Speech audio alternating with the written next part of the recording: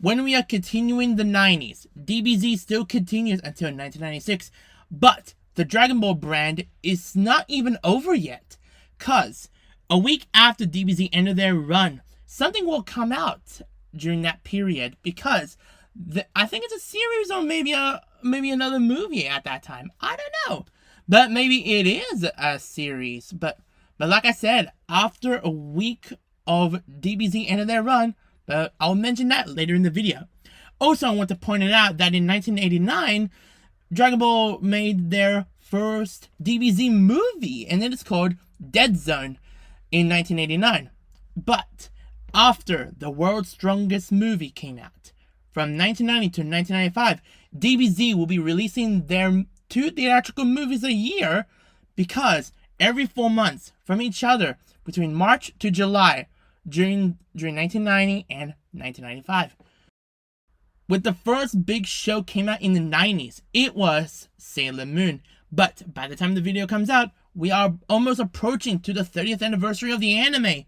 It's one of a fan favorite magical girl shows of all time, meeting the Sailor Guardians from the first season, to the second season is meeting a traveler from the future, and the third season is meeting 3 new Sailor Guardians, to a 4th season is Sweet Dreams, to a 5th and final season is Sailor Stars, for a big finale. It's one of the most successful anime series ever at that time, but due to the popularity, few more comes around for the Sailor Guardians to their 3 theatrical movies to the big screen, named The Promise of the Rose, Hearts in Ice, and Black Dream Hole. But in the next 20 plus years, we have to wait for another Sailor Moon movie, and that is Sailor Moon Eternal. Sailor Moon is such a great series, but if you haven't seen Sailor Moon, go ahead and watch it. It's a fan favorite show for all audiences. A second big anime series came out at that time. It's Yu Hakusho. Internationally, it's called Yu Hakusho Ghost Files. It was first as a manga series, then it turned into an anime series that came out in October of 1992, and it became a success. The among of the audiences was mostly positive because of the characters, comedy, action, and the way it feel the environment of surrounding show and its setting for the series. That is why the series received well throughout of the storytelling to the characters. We all know as fans, know about these characters for so long during the 90s in Japan, and in the 2000s in the English side internationally. The anime series broadcast around for over 112 episodes, aired between October 1992 to December of 1994. Then it made 2 theatrical feature films, named Yu Hakusho the Movie or Yu Hakusho Golden Seal, and the other film named Yu Hakusho Portuguese Report to Chapter of Underworld's Carnage Bonds of Fire. And those films were kind of success in Japan at that time, but after the show ended, they made a couple of OVA specials such as Two Shot and All or Nothing. The Two Shots tells the story about how Kurama and Hiei met, and All or Nothing, Yusuke and the other characters reunited to solve a hostage crisis in the spirit world. Hopefully, cross my fingers, they will bring back the original Funimation cast to reprise their roles for those 2 specials. It would be great. I don't know, because I have not seen the special yet, but I'm very, very excited what they want to do with it. But who knows if they will make I don't know, maybe a sequel to Yu Hakusho after almost 30 years? Well, it's going to be 30 years by the time the video's out. I don't know. I don't even damn know. But yeah, we're about to be approaching the 30th anniversary of Yu Hakusho coming up later in 2022. I'm very, very excited. I'm very excited to make an anniversary video on that, but we'll see that sometime in 2022. In 1993, in the early 90s, it was a gritty anime movie that came out at that time, and it's one of the best and influential movies ever made at that time, and it's called Ninja Scroll. The film takes place in the feudal era, and it follows Kubegami Jubei, a missionary swordsman who battles the 8 devils of Kimen, a team of ninjas with supernatural powers who are intent on overthrowing the Tokugawa shogunate. Here's a fun fact about the film. It was originally going to be a 2 movies. It was going to be a 45-minute movie each. So they decided to combine those two together into one single film. But I don't know if it made a success in Japan because it was very violent, very sexy, great storytelling. I don't know. I don't know if you made it well. Well, it's a violent ninja movie, but yeah, still, I think it wins success. I think this is why it's the most influential movies ever got made. And also, I'll be mentioning about Ghost in the Shell as well later. But because I did some research on this a while back ago. If you guys have seen The Matrix, that with Akira, Ghost in the Shell, and Ninja Scroll, those 3 movies were the most influential movies for anime, and that's why the 2 directors who directed the 3 Matrix movies, and then we got a new one called The Matrix Resurrection that is coming out in 2021. But yeah, I was very surprised about that. That was influence from anime. Like, wait, what? That's crazy. I didn't know that. That's very new that I didn't even know about.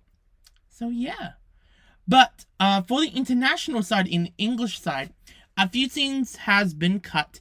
In the UK's version was 52 seconds to remove it, and it was very censored. But in the Australian version, they released it as an uncut version. So that means it was a rated R movie. So it was a very violent movie, 18 plus, and I think the kids who grew up at that time in the 90s in the US, I think they were like, oh, can we watch it? And then the parents like, nope, you're not watching it. It's a very 18 plus movie. But yeah, but it's a very, very good movie. In the same year, in 1993, this is the first time that this series gets animated, and that is JoJo Bizarre Adventure. It's not going back to the beginning. It goes straight to Stardust Crusaders. It was animated and produced by APPP. That stands for Another Push Pin Planning. An OVA series for Stardust Crusaders is made for over a year between 1993 to 1994. The runtime was between 34 to 37 minutes for each episode for over 6 episodes. But this one was released in 1993. It was the one that set around for Jotaro Kujo and his companions in their quest to find Dio Brando. So they have to travel from Japan to Egypt to have a one-time showdown. So, where's the beginning of Crusaders? So, what they did is they animated around 2002 to make it as a prequel OVA between 27 to 32 minutes for each episode for over 7 episodes. JoJo won't be back until 2007-ish? The same people who produced the Stardust Crusaders OVA series, they made a theatrical run named as of its first story, Phantom Blood. But the film wasn't successful they wanted to do with it. Cause, let me tell ya, it was really bad. I heard it was so bad.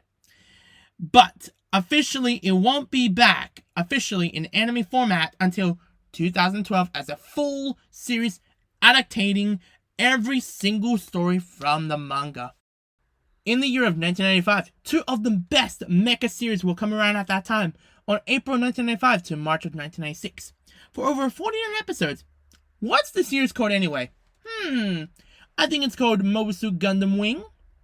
It's the 6th series in the Gundam franchise, taking place after a colony timeline as of the original series.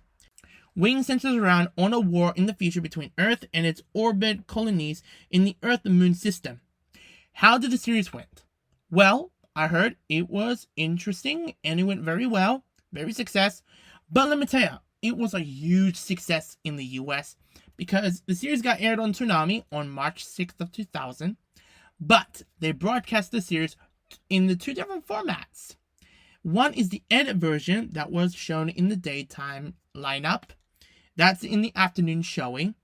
And the other one broadcast was the uncut version, and that will be shown in the midnight run. Let me tell you, I had not seen Gundam Wing, and I'm very, very interested of the Gundam Wing series. But I'm very new to Gundam. I don't know anything about the series, and I'm very excited what's going to bring in store to me for this series and the franchise as well.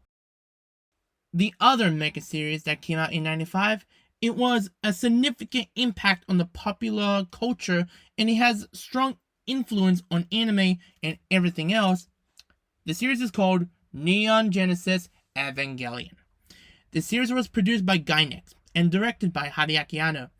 I did talk about Evangelion before, earlier in my podcast stuff. But if you haven't seen that video, I'll put down the link below. But let me say a little bit about it. Because after when it came out, it was received critically acclaimed success. But due to the controversy happened at that time, during the airing of the 2 episodes, people were confused and concerned about it, about the finale, saying, wait, what? And saying, congratulations, congratulations, congratulations, oh my gosh, congrats, congrats. That's the stupidest finale they ever come up with. Oh my gosh. But here's what happened. Gainax fixed the problem for the finale with the end of Evangelion movie. But it didn't help. But for some people, it did. It said it's one of the best endings for Evangelion. 50-50 chance of it. I don't know. But in 2007 to 2021, Hideaki Anno rebooted the franchise into 4 theatrical movies, and every single movie made a box office hit in Japan, and those movies lead to the rebirth of the anime industry, and it became a cultural icon of an anime franchise. But still, it's still one of the most popular anime series ever. But to this day, people still love Evangelion. And, well, I got into the series, last year, actually. But I already did talk about that. But still, it's one of my favorite series. But I'm glad that the finale is over for the Rebuild series.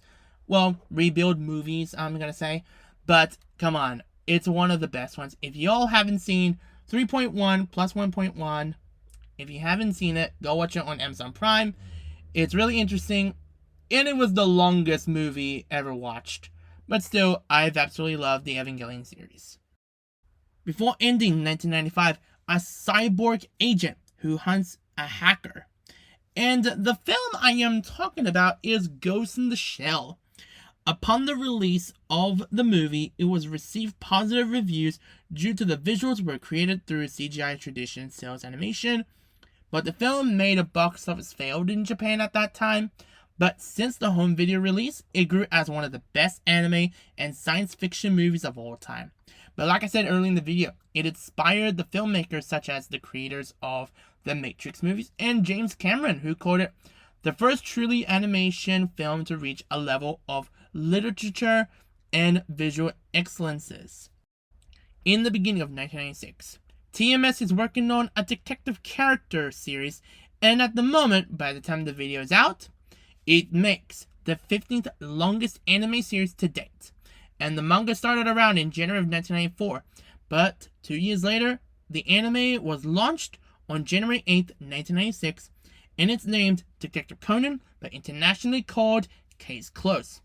To this day, the present day, it went over 1,000 episodes, made 24 movies, made a couple of TV specials, and made 2 crossover with Lupin the Third. One is a TV special, and one a crossover theatrical movie. Also in 2016, they made a remake of the first episode, and to this day, people still enjoyed Case Closed or Detective Conan. In the same year, in 1996, a samurai series based on the manga. He used to be a killer as a Batosai the Manslayer. Now he's a wandering samurai named Rurouni Kenshin. The show broadcast around 1996 to September of 1998 for over 95 episodes. For the first 2 seasons is based on the Tokyo and the Kyoto arcs. And the 3rd season is, well, filler. They're all filler episodes. The reason why? Because the final arc didn't get animated because the manga is right in the middle of their story, so they decided to do a filler arc story. So originally they were going to do the final season as season 4 for the Jinchuku arc, but it didn't happen because it got cancelled. After the cancellation of the Kenshin series, they decided to do an OVA series on Kenshin's past, and it's called Trust and Betrayal. As of the fandom, it's one of the best masterpieces for an anime ever. Hopefully one day they will reboot the Kenshin series and adapting every single chapter of the manga. I would love to see that happen in a modern day anime series like Hunter x Hunter and Sailor Moon Crystal. And I would love to have the original cast back, or maybe they'll have a renewed cast or something. I don't know. I don't know what they're going to do with it. But hopefully one day we'll see that happen for Kenshin. And I absolutely love this series. And I did mention early one of my past podcast episodes that I mentioned about the live action Rurouni Kenshin movies. If you haven't seen the Kenshin movies, go watch it on Netflix, and it's so freaking awesome. One of the best live action anime movies ever made. I'm just saying, it's one of the best ones ever. I did mention earlier in the video that DBZ comes to an end because Dragon Ball is not even done yet. Because a week after DBZ ended their run, they made a sequel to DBZ called Dragon Ball GT. It's an original story that Goku turns back into a kid from the Black Star Dragon Balls. So him, Goku's granddaughter, Pan, and Vegeta's son, Trunks, goes to different planets to find the Black Star Dragon Balls to get Goku back to his normal original form. But he decided to stay as a kid. There is some 50-50 chance, but mostly of the fandom dislike the series. But for me, as a fan of the series, I absolutely loved it. But when I was watching it for the first time, and here's a funny story though. Around of 2006, I think Cartoon Network or something. I think Cartoon Network about to do a premiere on GT at that time, and I think they did a marathon on Dragon Ball or Dragon Ball Z. I remember one of the episodes, I think it was the Boo Saga or the Cell Saga, I don't remember. But I think they were doing a promotion for Dragon Ball GT, and that's why they did a marathon on Dragon Ball at that time. And then I remember they were showing a preview episode, I think it's from the Baby Saga, I think. And I think the Baby Saga, for me, as the fan of Dragon Ball, it reminded me of the Kid Buu Saga. But very new, very different. And when I was watching the entire arc of the Baby Saga for the first time, I was like, wow, this is like Dragon Ball Z, but GT style. And I was like, this is very new, very different. But that was a good way to end the Dragon Ball series. But we don't see Goku and his friends until they make their return in 2008/2015 or 2013. But there'll be a 2000s video on that, or maybe 2010s. I don't know. I'll make a video about that in the future. In 1997, a series where largely everyone knows, because this series is mostly popular and familiar to everyone around the world with their video games, with 1,000 episodes broadcasting over 169 countries worldwide, but this series is called Pokemon. It starts with Ash Ketchum wants to be a Pokemon master. He's starting his Pokemon journey at the age of 10. He slept in, and that means he got his new partner named Pikachu. And this Pikachu doesn't want to be in the Pokeball. That's why. And Ash met so many human and Pokemon alike. Ash grinds himself to be the greatest Pokemon master and going to many Pokemon leagues and different regions everywhere. Ash went everywhere, met so many great people in his life, and yeah, it's such a great series. That's Ash's Pokemon journey for over 1,000 episodes, 23 feature films, a spin-off, and a few mini-series. This series made success for younger audiences between 4 to 12 years old, and due to the present people still loves Pokemon due to this day. As of in my early 20s right now, and I still love Pokemon, I still love it, but in years, people who grew up with the series back when it was out in 1998, also like to add is that the English voice actors who we got to this day, they grew up with Pokemon, they grew up with it, but now, I know some of them, now they're a part of the franchise, and it's their dream came true for them, and I'm very happy. And it'd be so awesome if, as a fan of the series, like let's say I'm a VO, let's say I'm a VO, and saying, oh, I love Pokemon, and if I audition for it, I'll get it, or not, or whatever. But if I did get it, it would be a dream hell of a come true for me as a Pokemon fan in general, but as a long-time fan of the franchise. In the mid-1997, a dark fantasy series that came from Kentaro Miura's best work, named Berserk. The same studio who worked on Pokemon, OLM, worked on Berserk as well. After the original series came out in October of 1997 to April 1998 for over 25 episodes, and it has well received by fans and critics due to the storytelling, where they set up the story from the manga and great character developments. But when the dub came out, it's one of the best dubs out there, and it was most mature in a dark setup. In the 90s series was adapted the Black Swordsman arc and the Golden Age arc. There will be no animation for Berserk until Studio 4C will be taking over adapting the Golden Age arc. But they will still got the original cast to reprise their roles for the theatrical movies for Golden Age arc. But they didn't came back for the 2016 series because most of the cast were replaced.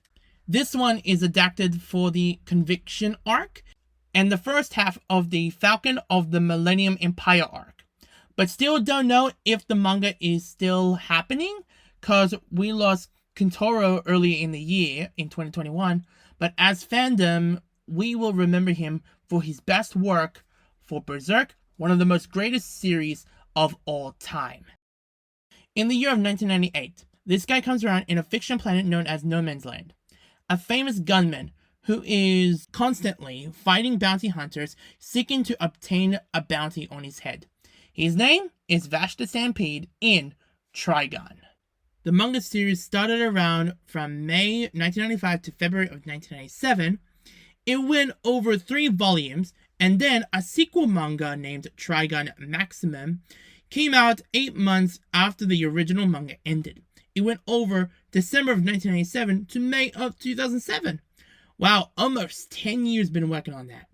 Around for over 14 volumes. For 97 chapters. Then it turns into an anime series that came out between April 1998 to September in the same year. For over 26 episodes. The show failed to a large audience in Japan during the original run in 1998. But in 2003, the show gained popular fandom in the English side after they premiered on Adult Swim, but after the English dub ended their run, fans were thinking, why there's no episodes or a movie for Trigun? Fans want a movie for Trigun for years, but until 2008, they decided to make a theatrical Trigun movie, and it's called Badlands Rumble. For years to come, it's one of the best anime series of all time for fans who grew up, or if you are new to Trigun, it's still one of the greatest Western-type anime series ever. In the same year, 2 days after the premiere of Trigun in Japan, on April 3rd, a neo-noir space western anime series created and animated by Sunrise, and it's named Cowboy Bebop, another greatest series that would not be popular in Japan, but it gained success in the US. And it was success in 2001 and aired on Adult Swim. At that time, as a new programming with Cartoon Network for a late night showing. They aired the series for over 26 episodes, and it came critical received because of style, characters, storytelling, voice acting, and soundtrack. But the English dub was particularly has larger claimed as the best English dubs of all time. The studio decided to do a theatrical movie after the series ended their run. So they had an idea, came from director Shinto Watanabe during the development of the anime series. Watanabe treated each episode as a mini movie. He doesn't want to disappoint the fans after the worldwide demand for a continuation for Cowboy Bebop. So he decided to aim towards as a live-action look for the film using camera tricks, visual effects, and the character expression while keeping the Cowboy Bebop flavor. Before the movie came out, the original title's name is Cowboy Bebop Knocking on Heaven's Door. But in the Western English release, they changed it to Cowboy Bebop the Movie because of the same name from Bob Dylan's song. So possibly they don't want to get any copyrights for the name of the song. When the film came out, it was a successful movie, and I'll say, personally, it's one of my favorite movies they worked on. For anime in general, I'm just saying. And it's a great storytelling, and get to know Spike as a character, and Faye, and oh my gosh, so many things from that movie. I can't say nothing about that movie. I would say it's one of the greatest, I'm going to say. And that was a good way to do a continuation to the Cowboy Bebop style series. As of a huge success series, there will be no show can compare to the original Cowboy Bebop series. As you hear this line saying, "It's time to duel." Yes, YuGiOh is in this list. Why is it in the list? It should be in the 2000s decade list. But here's why. Because before the famous Duel Monsters series from the 2000s, the most disgraceful the 1998 adaptation of the first few chapters of the manga. I've actually made a 25th anniversary manga video, but if you haven't seen it, I'll put down the link below if you haven't seen it. Anyway, the series was produced by Toei Animation for over 27 episodes between April to October of 1998. After that, they made a 30-minute movie in 1999. And it's kind of meh to me. But that's a little bit about the YuGiOh. Speaking of 1999, let's go to the year of the millennium leading to the start of the 21st century and about to end the 20th century. With this series, and I'm an OG and my first anime show growing up, and this is the good way for me got into anime, was Digimon Digital Monsters. It started with a 20-minute mini-movie that came out on March 6th, 1999, the day before the actual show came out in Japan. But on March 7th, the actual show came out and aired the series for over 54 episodes until March 26th of 2000. As of the English dub, it premiered on Fox Kids actually 5 months after the original run started airing in Japan. How weird is that? That's pretty rare to do that after a series wrapping up. After that, they continued to the O2 series, then to the spin-offs of Digimon like Tamers, Frontier, Data Squad, but in Japan, they called it Digimon Savers, and many more. Made a few theatrical movies in Japan, and then until 2015, the Digimon's original cast came back to reprise their roles for Adventure Try, and then the 2020s Adventure Last Evolution Kazuna, and finally made a reboot for newer fans who will be interested as of a younger or an older fans know the franchise as a whole. For me, personally, Digimon is one of my favorite series ever. In mid-1999, a series came out with the series is Becoming a Hunter. The manga was serialized with Weekly Shonen Jump magazine in 98, and it's called Hunter x Hunter. For now, it's currently the manga still on hiatus for over 36 volumes and 390 chapters. I want to mention that because before the series was created, it was a short film of Hunter x Hunter, and it was shown as a part of a 1998 Jump Super Anime Tour, and it was produced by Studio Period, the same studio who worked on Naruto and the Yu Hakusho series, and adapted for early chapters of the manga. The first anime came out in October of 1999 to March of 2001 for over 62 episodes. It's actually pretty close as the manga it was, pretty close to it. Then in 2002 to 2004, they made as an OVA series, and none of those episodes never dubbed or never released in English. until in 2011, the reboot of Hunter x Hunter returns of the anime. But last but not least, the biggest show that came out in almost the end of 99, and now the show got to their 1,000 episode milestone, and he wants to be the king of the pirates, and the show I'm talking about is One Piece. The show follows adventures of Monkey D. Luffy with his pirate crew named the Straw Hat Pirates. They are exploring the world to find Gold Roger's treasure, the One Piece. In the beginning, before Toei got the license, this OVA came out by Production IG for their 1998 Jump Super Anime Tour, the same one for the Hunter x Hunter. After 61 episodes, it became the most successful anime series because the storytelling and the way the world is setting up, and the show became the greatest current series of all time. During the pandemic, I want to make a little mention on this. A lot of you know about One Piece and over 1,000 episodes, and before the pandemic, you all can't watch it because it's so long.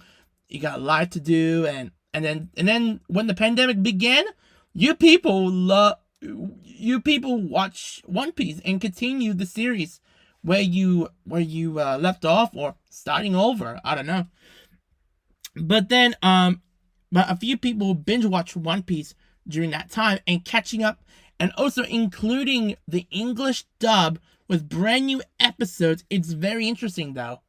But for me, as a fan of One Piece, I've absolutely loved the series, and for me, I am been caught up with the show at the moment for the dub, and I have not seen the sub since the Wano arc started, so that's been hell of a crazy for me, and yeah, that's what I love about One Piece and the entire of the anime, in general. So we're about to wrap up for this episode, and stay safe.